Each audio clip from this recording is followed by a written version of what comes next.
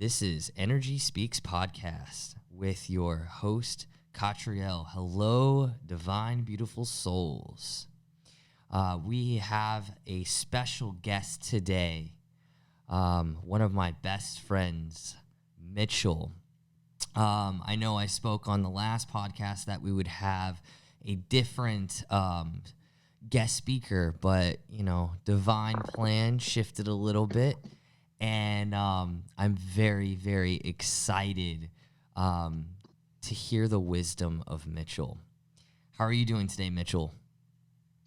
Doing pretty well. Happy I'm transitioning jobs, so I'm in that phase right now, which we just talked about before we started the podcast. But yeah, I'm doing pretty well. Looking forward to the future. That's awesome. So for our listeners at home, can you tell us a little bit about yourself? So my full name is Mitchell Kennedy Hogan. I was born in Sicklerville, New Jersey. I went to the same school from pre-K to 8th grade. I was born and raised Quaker, which is a sect of Protestant Christianity. I eventually went and converted to atheism in high school. I was an atheist for 4 years, but had a lot of negative karma built up. I went to Eckerd College when I graduated high school. At Eckerd, considering the fact that I went to a big private school, I had significantly less schoolwork. The kids there were a lot nicer than the ones at my high school. It was a warm, sunny climate. I knew instead of wasting my 4 years partying and just forgetting everything about college, I wanted to make the most of it. I didn't know where to start, so I figured, okay, why don't we leave atheism and find some form of spirituality to continue? And that was the first thing I did to seriously improve my life. And it was just cause and effect, all these major shifts and crazy stories I have that no one would believe if I told them happened in my life. And now I'm a lot healthier. I'm a lot happier. And I'm looking forward to go out in the world. I recently graduated and plan on now cultivating the lifestyle that best suits me and the will of the divine and nature. Even though nature is divine. Wow, dude. Like, you in a nutshell. I love it. Yeah, I figured I'd give a little brief backstory just so the people know who I am and know what I stand for, Yeah, I've known Mitch, God, probably, was it 2017? We met, it was at a Go Poly, right? Which is really funny because I was guided to, right before I came here, to go to Go Poly, and now it makes a whole lot of sense. I've actually thought about that day too when we first met. 'Cause I remember you had the necklace, and I'm like, oh, it's for this, this, and this. And I forget the stone. It was a blue stone, and you're like, oh, how did you know that? And I was like, oh, I don't know, I could sense that.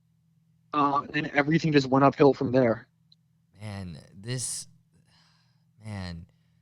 you have been such a important being in my existence, You too, dude.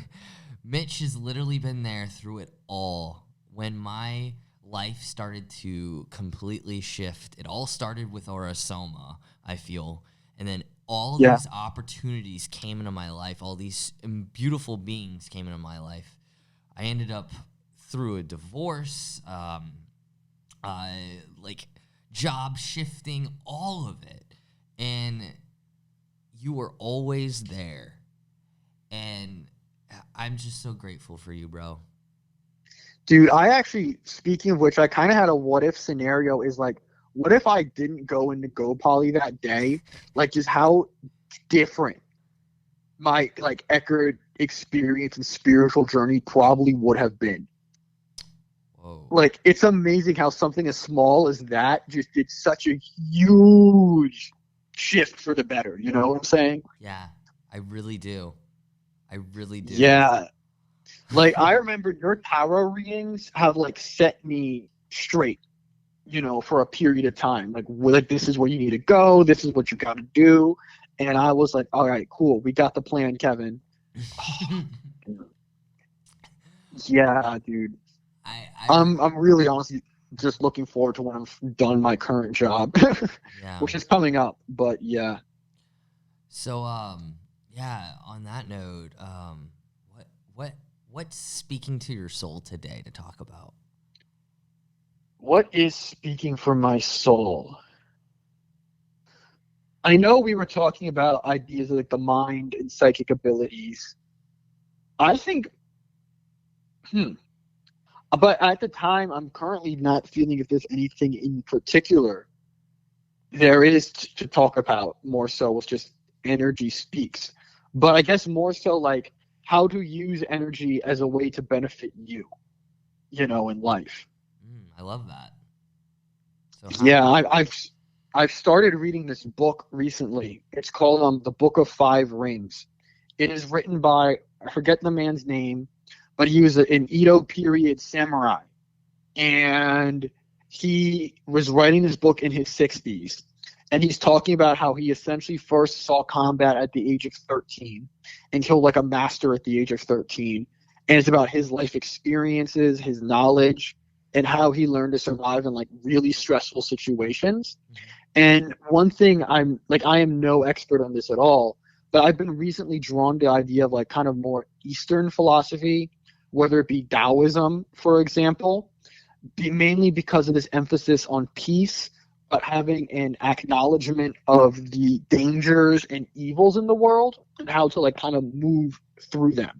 Whereas, like, as I mentioned earlier, I grew up in a Quaker environment basically my whole childhood. The Quaker mindset of like dealing with evil is essentially pretend it's not real and therefore it'll go away.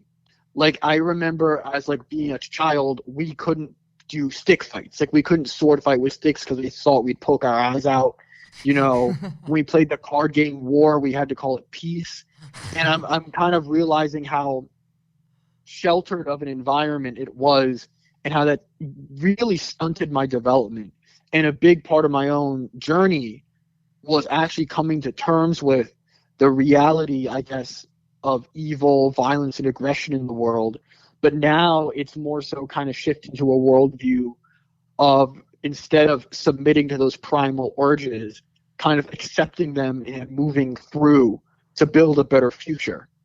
And I think you see that more so, and I'm no expert on this whatsoever, in like Taoist thought and certain sects of Eastern religions that tend to have homage to nature, not like Confucianism and so on. But that's kind of where I'm at right now. Interesting. Several things going through my mind right now. Like you being in the Quaker, it's a religion, correct? Yes. So like how like you ended up in it as a history major, correct? Yes. History major, religious studies minor. Right. Like so like obviously history's filled with so much. How did, you how did your background with Quaker really allow for the whole history major and what you wanted to do with it? You know what I mean? So history. So I always was kind of fascinated with history. So growing up as a kid, like history and animals were my two kind of biggest interests, particularly more so animals. Like I was a fanatic for sharks, and I still use the idea of the shark as like one of my, I guess, totem or heraldry animals as a symbol of the way and the way of harmony in my life. But that's like another can of worms we can open. But I came in originally as a marine science major at Eckerd College. Oh wow. But I transitioned to history mainly because it played to my strengths. Like for example, I wasn't really good at math. I'm not really good at making like charts or like computer stuff, but I was very, very, very skilled at writing and I was very, very skilled at researching. And another thing I didn't like was how even in the scientific field, nature was still kind of treated like a resource, if this makes sense. Like when you do experiments on animals, they're still viewed as like, oh, nothing more than animals. And they're somewhat treated, I guess, like material objects. Whereas it's like I kind of saw nature as beings worthy of respect. And I'll admit, I'm a hypocrite. Like I do eat meat. I do eat steak, and I do eat pork.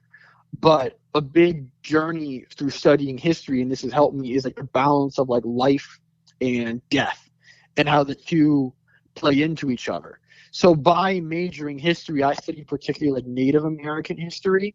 Particularly, I wrote a big essay on the Seminole Wars in Florida, and I actually presented my research at the NCUR. I'm forgetting what the abbreviation actually stands for. Wait, National Convention for Undergraduate Research. Yes, it was there. Wow. And seeing like how human nature on one hand can be very peaceful and prosperous with certain cultures like the Tirana in pre-contact Colombia, or very brutal and cruel as in like the Comanche in Texas. And that spectrum really kind of helped me understand the story of us, but also understanding the nature of life and the nature of existence. And the religious studies minor was, I took a lot of religious studies course, was also just the mindset of humans. Like, what is religion? What do we define as religion? Or how we don't even really have a set definition of what a religion is, but it's something that all people do. It is so fascinating. And it enabled me to actually help my own spiritual and, I guess, occult practices, and seeing, I guess, the different aspects of, I guess, the divine and God throughout all of existence. Whereas, you know, the sciences more so was just like very, not, I want to say logical, but very rigid, very data results. It was very robotic, you know. And relative to a lot of other quote unquote spiritual people, I tend to be more robotic, or as the Greeks would call it, Apollonian in that sense. But it's I know, the self-discovery, discovering how the divine works. Some just very crazy esoteric encounters that I've had, completely sober, might I add, has been just so fascinating. And I know you asked about how Quakerism itself kind of influenced that, but it wasn't so much Quakerism in Christianity, but it was a return to the divine. So, like, I can say with confidence is I was very happy as a Christian, as a Quaker in my life. And atheism, I think, was a big push into my state of misery. But at the same time, atheist ideology did such a good job of pointing out the hypocrisies of Christianity for me, and the fallacies in the Bible, that I kind of just couldn't go back. However, it was also that I knew I needed some essence of spirit if I was to basically stay alive. Wow, that's powerful. Yeah, man, dude. If I could write a whole novel on just Eckerd, honestly. In going off of your journey within your spirituality, lately you've been studying on Gnosticism, right? Yes, and it's kind of pulling me more so towards Hermeticism, Interesting. which is a form of non-Christian Gnosticism, but definitely has a lot of Judeo-Christian elements, and greatly actually influenced science and the church later. Wow. You have such an interesting journey, and one of the other things that we've talked about that I feel like you express really well is like the hero's journey. That's been evident throughout our friendship from the get-go. And it's like I'm seeing through how you speak, like this all illuminate in front of me of your journey, you know? And can you tell us a little bit about the hero's journey? I feel like that's a good place to really go into. Well, I could talk about my hero's journey so far, how it's happened. So basically, graduating high school, I was essentially depressed. I went through a phase where I was suicidal. I didn't believe in a God. And I wouldn't say all way, but honest to God, borderline almost an incel. But instead of taking the approach of like, it's society's fault, not mine, I knew that there were shifts in me that needed to change.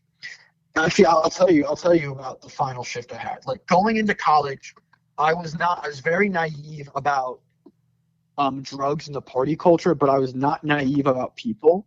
And in fact, coming to Eckerd, I was very much surprised about just, okay, we just had a little glitch, so I'll repeat myself. But like, I was grumming out of high school, very low self esteem, pretty depressed. I didn't believe in God. And if I'm to be honest, I almost became, I would have said an incel, and not so much in the sense I hated the world, but the low self esteem, like, oh, nobody will accept me. But what kept me going there was I believe instead of blaming everyone else, I needed to take responsibility for my own actions. And I have a very specific story I would like to mention. It was I was with my friends that I had known since early childhood. It was the first winter break back from my freshman year of college. We were in my friend's basement watching South Park, eating Dominoes. I was the only atheist in the group, and we were all stoned. I remember I was about to bite the pizza, and then I just had this epiphany. And it's like, wait a minute. I was in a major that I don't care about. I was not good with the ladies. Um, and I had no idea where I was going with my life, and something really needed to change. But then I also had some other revelations, which was people at Eckerd College, the school I went to, were significantly kinder than all the people I went to high school with. The workload is significantly less than when I had in high school. And the weather's nicer, the people are nicer. This is the perfect period of my life to essentially get my shit together. And I remember actually looking at my stomach where my I think the Manipura or willpower chakra is, and just feeling essentially a black hole there. And I'm like, whoa.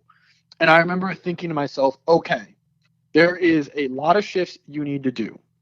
Where do we start? And I really just looked back at my life, like fuck everything else. How do you get better? And I remembered, okay, let's keep it simple. I think it was just intuition coming in and said, go back to some belief in spirit. Because, like they said, like it or not, you definitely were happier believing in a God as opposed to being an atheist. And this is my first spiritual mentor. He says he's not my mentor, but I consider him a mentor. And I figured, okay, I'm going to talk to this guy about like starting a new spiritual practice and just seeing where it went. Winter break ended. I visited him and I went up and talked to him like, look, I had this epiphany. I am I don't know where I'm doing and I'm like trying to improve. Like what should happen basically. And he says, that's because you're an indigo child. You know what that is? And I'm like, wait, aren't they like kids who can speak to spirits and ghosts? And he's like, not quite. So he shows me more information on that. He was a yogi too, a yogi. I went to his yoga classes. All I did was I meditated, and I journaled. I got a tarot card reading by actually Sammy, who changed her name to Aurora. And all I did at first was meditate and journal, and then just meditated. Then at first, once I kind of built a bit of self-respect and self-confidence in life, I systematically had, I guess you could say, seemingly malicious forces from my past present themselves in my own consciousness and seemingly having to battle them out as this way of, I guess, conquering my own demons.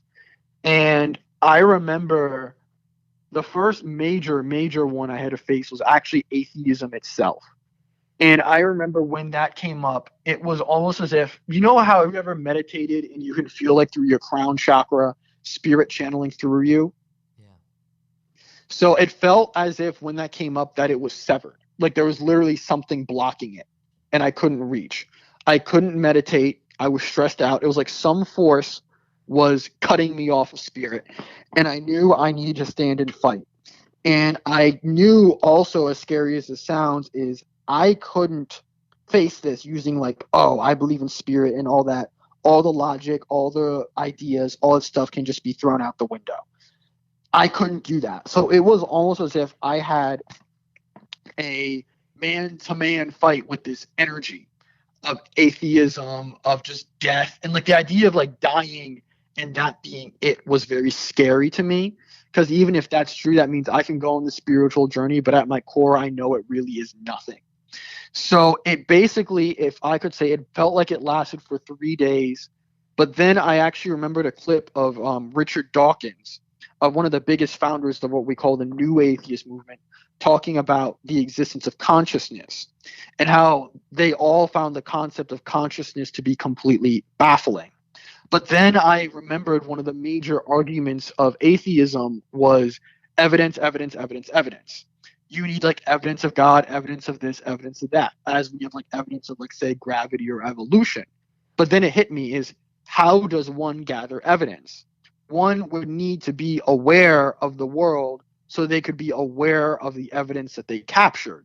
So in order to find evidence, you have to be conscious. You have to have some form of consciousness. If there is something that exists with no evidence, that means you can't consciously perceive it. So, and the atheists would say, like, since there is no evidence of God at all, there probably is no God. You know what I'm saying? And if you say, oh, just because lack of evidence doesn't mean it's not real, how do you not know that there's a giant purple monkey man who rules a moon right now? I mean, there could be. We have no evidence of it. But like, let's be honest, it's not all that logical. So basically, in order to take the evidence-only approach, you need to have some form of consciousness. And if that would mean in order to have that form of consciousness would need to be a requirement of reality. So in order for something to be real, you have to find evidence that it is real. In order to find that there's evidence that it is real, you need to be conscious so you can track the evidence. Therefore, consciousness must be a requirement of reality. And if consciousness is a requirement of reality, that means death would not be real because you're just shifting forms of consciousness. And I realize that consciousness or that awareness is what God is. Wow. And that is the first of the major, I guess, opponents I would have to have had faced in my spiritual journey. Was essentially just materialism, atheism, and what the Gnostics call like death. Like the energy of just death, dumb matter. You know, the way I look at you sometimes, it's so funny because I see you like this spiritual, like military dude in a sense, because like the way you approach life is very much so like a general or something, you know, and Yeah. and it's incredible because like you are a conqueror, but it's not in the way of like war, you know, that we see it, you know, in the physical. This is like with spirituality and what is unseen. Yeah, I mean, I kind of thought of me fighting all of the negative forces as a form of conquest, like two armies fighting, me in the command, and leading and going forward. Because one of the things that the Quakers kind of hammered in, and I still believe this, is just how kind of brutal the idea of war is. You know, and even spiritual war, it can be very intense, like extremely intense, that most people aren't even aware of that, you know. Yeah. Like when you're like locked in the basement with an evil demon, literally, and you got to like drive this thing out. And I mean like literally, like I mean like in an actual house, in an actual basement, driving an actual spirit out. I did that one time. It's a powerful feeling, you know. It's a powerful feeling, but I guess the idea of war as a horror field and not something to be glorified kind of stuck with me from the Quaker ideology as well. But what this journey kind of showed me is how that level of savagery is just another fabric of reality. And instead of wallowing in it, you got to, like, I guess, transmute it. It's like pushing some energy from being bad over to more positive in your life. And that goes into the Hermetic law of polarity and vibration, of like the world is built around the number two poles, and you're vibrating between both. But you got to stick near the center and leaning slightly towards the pole that you favor, in a sense. So it's such a complicated idea. So I was, in a way, like this esoteric combat of fighting all these malicious entities from my past, and frankly, I think are also spreading to the general psyche of the American population as well. And just overcoming that as a form of my hero's journey, and frankly, going through multiple hero's journeys like that, has been very eye-opening to me. Yeah, you know. And I did take that idea in my own mind, but it's this weird. I'm at a crossroads where it's like I don't value that, but I take confidence in my ability to face off evil in my own mind, the evil of the unseen, the evil. Actually, not so much the unseen, but the seen. In spiritual, it's a lot. I too am at a crossroads right now. So let me ask you a question. What is evil to you? I remember when I had this trance and I channeled this, and it was saying, good and evil don't really exist, but a fear of death does. And I thought about that more and more. Ooh, that's powerful. And part of me actually really wondered, because Hobbes kind of had this idea, Thomas Hobbes, that humanity at its core was savage, brutal, and violent. And the only thing that really keeps people in line was fear of death or promise of a greater life. So that's why there's people who aspire to do better. But then I kind of thought about it in the sense of looking, this is very recently, at nature. Because like you say, you look at a wild bear, for example. Bears and predatory animals don't have a shred of empathy in their mindset. Like a papa bear will murder his own kids in a heartbeat and feel nothing. But a bear doesn't really have the power to really cause significant damage to anything in the grand scale of the world. Whereas with humans, we have the ability to love and we have the ability to hate. And actually, the power of hate is something that often goes, I feel, ignored in a lot of these New Age spiritual circles, because seeing how prevalent it actually is in American culture. But the idea of choosing life versus death, like in order for there to be life, there has to be death. For example, the predator also weeds out the weak, weeds out the dying, and actually will help the lives of plants, which can grow and spread more life and more forest as well. But then you have an herbivore, which is terror to a tree or some grass, but is essential for making sure the forest doesn't grow too big. And the biggest virtue to me more so was balance between the concepts of life and death, and balance within the world. So to me, evil and morality are very useful social tools to keep people in line, which can be used, which I think more out of 10 times is for better, not for worse. But as abstract spiritual concepts, I don't view it like that. I view it as the pole of life and death going at it and coiling around each other like the two serpents of Kundalini. And in order to master and have a good life, one must master death. You can't ignore the death. You can't ignore the hate. You can't ignore the evil. You can't ignore the jealousy, the rage, the anger. You have to go through it. You have to learn from it. Because when you master that in yourself, you can have a much better life. But you have to also focus on the vision, on the end result, that this is life. Really? I mean, I agree with your idea that me being the spiritual general conqueror, but I guess I don't want to have a legacy of conquest. Got it. I love that. You mentioned something very important, and within living life, and we got a lot of different emotions and thoughts, and it's what we do with them, right? it's also feeling them feeling through all of them, like you had said.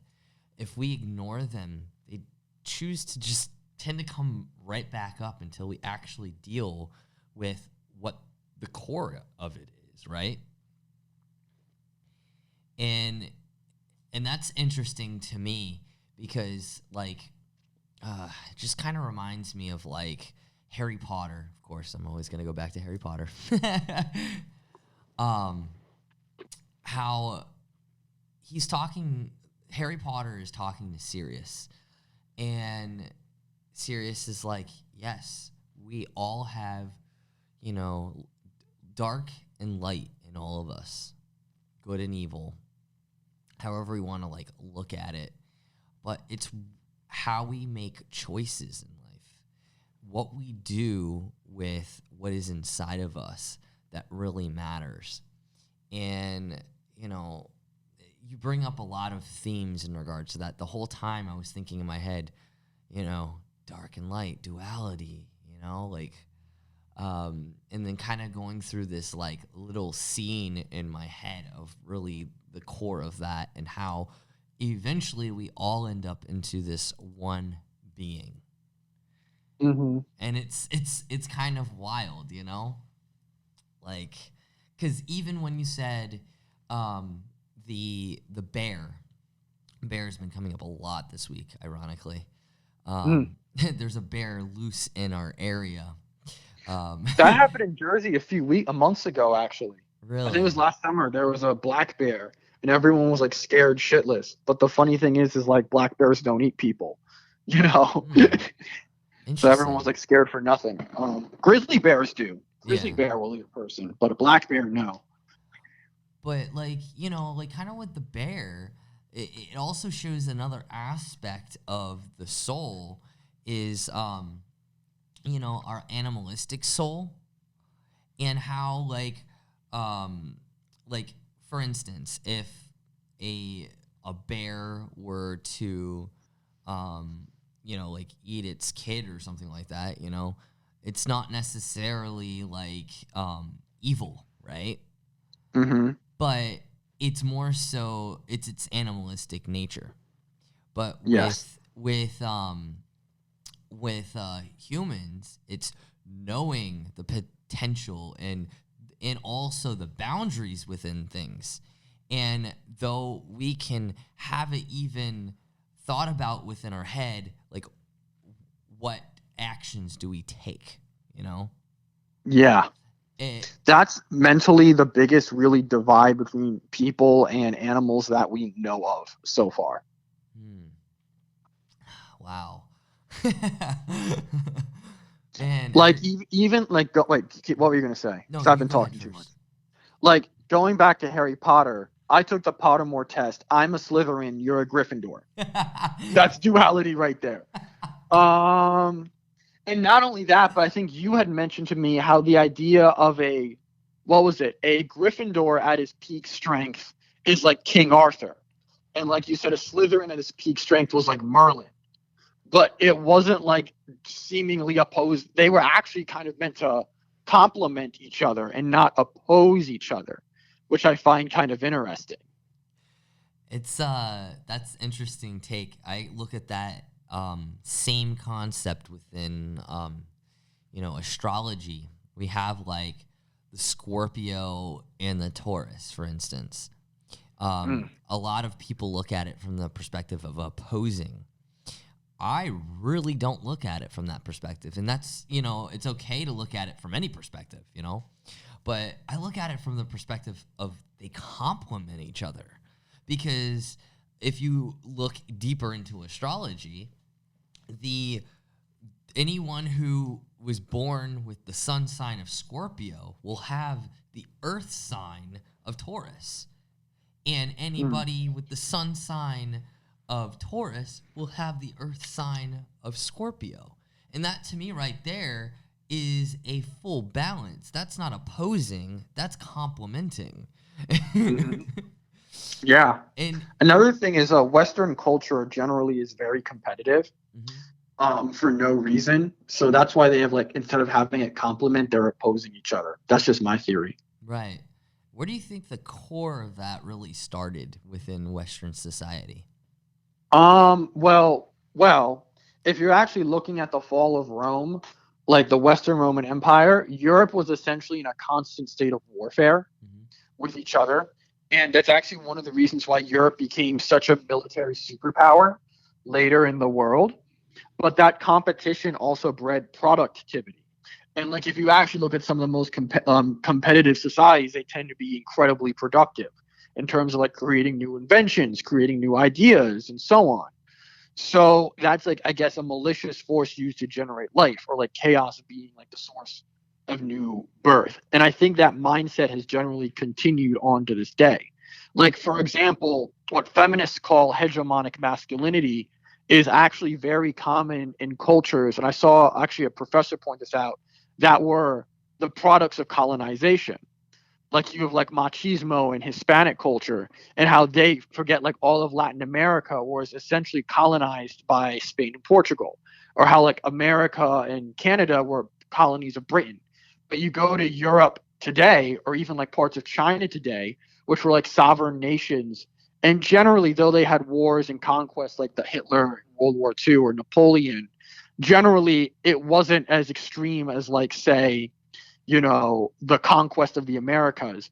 You don't really have that hyper competitive of a mindset.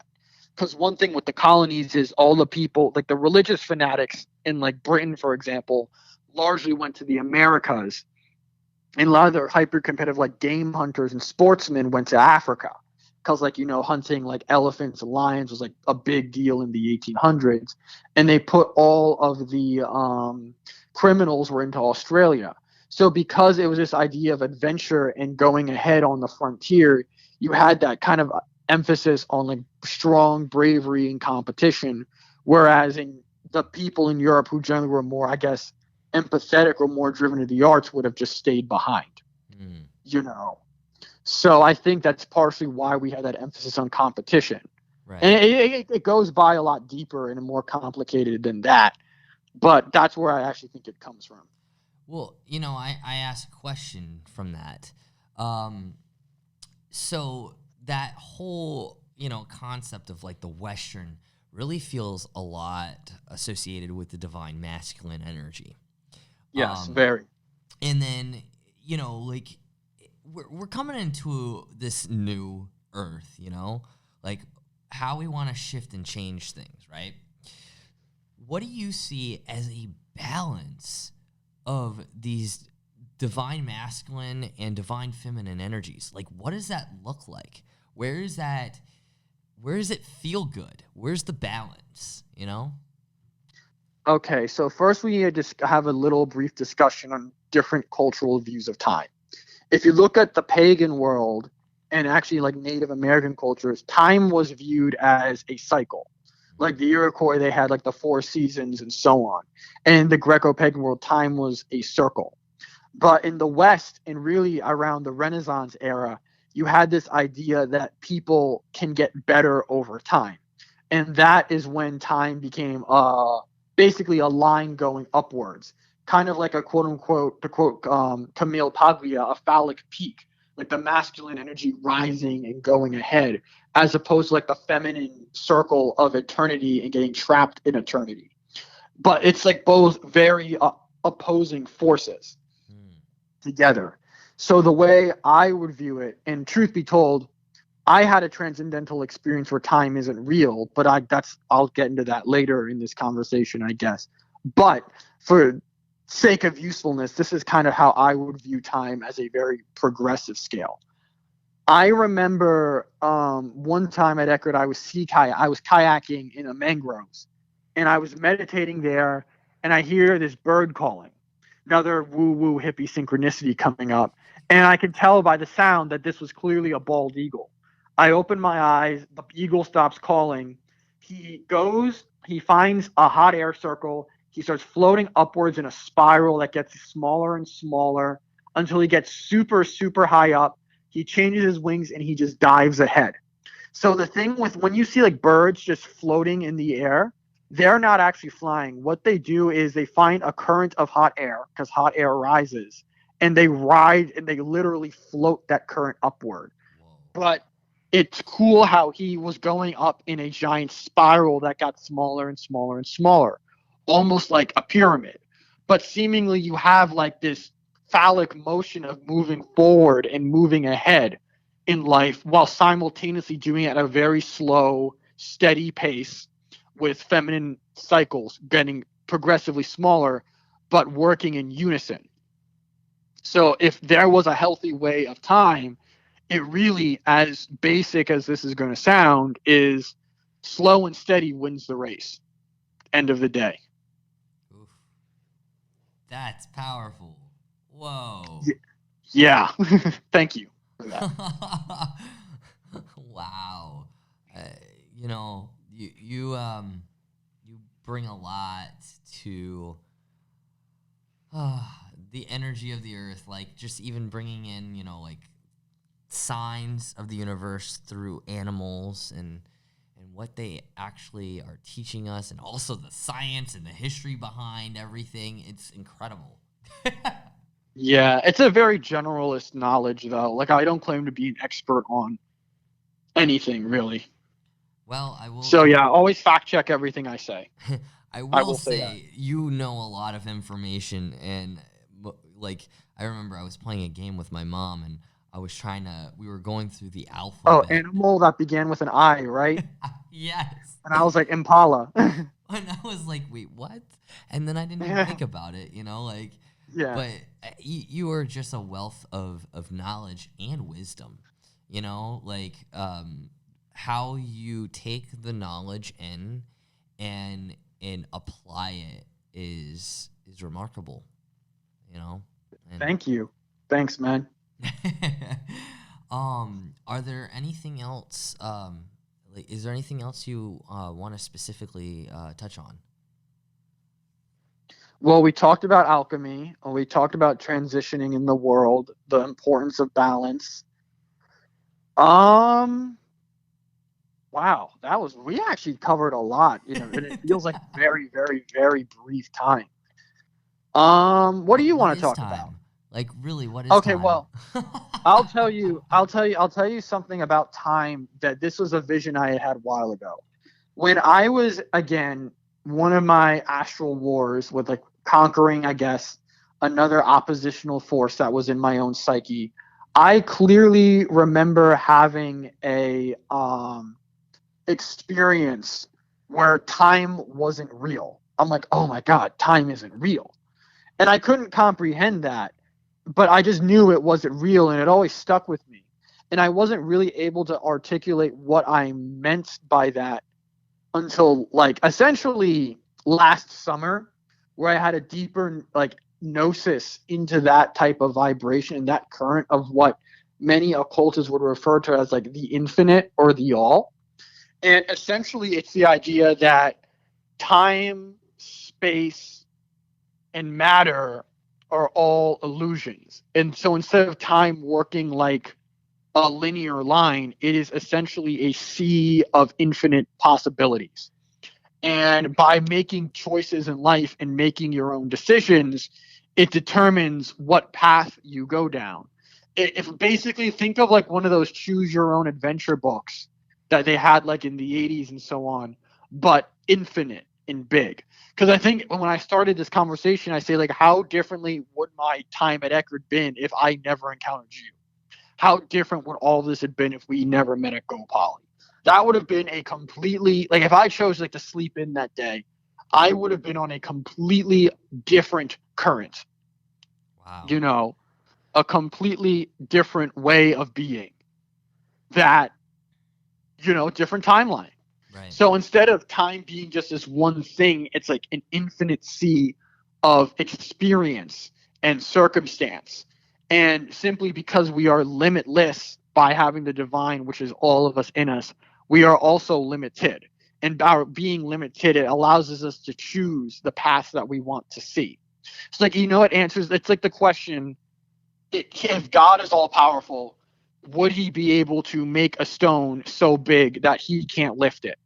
If the answer is yes, he's not all powerful. If the answer is no, he is paradoxically not all powerful. But that kind of shows you how, in order to be everything, you are paradoxically nothing. So, like, since we have like the spark of divinity within us, of all potential experiences, we also have limited experience, limited knowledge. So we essentially get to choose what types of experiences you have. And like a rudimentary idea in spell casting in magic is you're not actually changing the world outside of you. You're actually changing your own internal experience with the world outside of you. And as you change that experience through the divine, it will naturally manifest into your own life. So, like, say, for example, I want to, I don't know, cast a spell to get $1,000,000. I'm making that up. It's not going to just come and drop on my lap, and it's not going to expect me outside. I have to make a bunch of shifts internally based on how I view the world and how I view myself and how I live my lifestyle. And then before that can generate within my own life. And just working with the divine to find that and moving through and alongside resistance to find that is how you build character and strength. And that's another aspect of the hero's journey. Like every time you're casting a spell, it is a heroic act. It is the act of going through the hero's journey to change your own mindset and to change your own personal experience of life. That's powerful, because like within that, the power of thought, you know, like how you said, I'm gonna, you know, like if I did a spell, you know, to get $1,000,000, you know, you actually have to be able to open your being up to allow that amount of energy in and be able to hold the container for it. Yes. And it's interesting because this whole session ended up happening the way it did because, you know, like there was schedule shifts today. And I started looking at it from a different perspective. I was like, okay, well, I could just cancel my time at the studio. And I said, no, I got a very large no. You're meant to be in the studio. Maybe you don't know what's going to happen yet. But if you're in the studio, that will allow for all the possibilities and potential. And lo and behold, about 10 minutes later, after I made that conscious decision within myself to continue my day and do exactly, you know, what I was guided to do, I get a phone call from you saying, "Hey, you ready to do that podcast?" And I said, "Yes, I am." Yeah. Well, even I was a bit like iffy about it because I was a bit stressed out from work. But then something was like, okay, look, it's an evening shift. The night manager is pretty cool at my current job. You should just do it and see how it goes. And like within a week's time, you're going to be free. Wow. Like, whew, you know, just want to take a pause for a moment, just like allow all this energy to integrate. Yeah, man. Yeah, this was some big hard hitters. And wow, dude, our looking at it from this perspective, our time is coming to a full circle on this one. Yeah. But yeah. man, like you are always welcome on Energy Speaks podcast. Is there anything you want to say for, you know, last words or anything? For anyone listening, if they want the best spiritual advice, take time to know yourself. Like, knowledge of self is a gift. Know who you are, know how you operate as a person. Knowledge is not a one size fits all shoe. What may be true for me is going to be completely false for you. Be the God you wish to see in the world. Wow. That's powerful. Yes. Oh, man. I love And arguments. power, also great power and great freedom comes great responsibility, to quote Uncle Ben from Spider-Man. But that's so true. I love Spider-Man. But that is so true. It Like, is. no truer words have ever been spoken. Stanley, you are a genius. Rest in peace. R.I.P. Mhm. Well, thank you, Mitch, for coming on here. And thank you, listeners.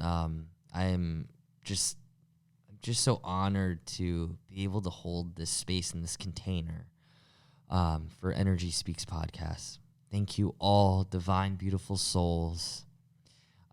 This is Katriel, your host, signing off.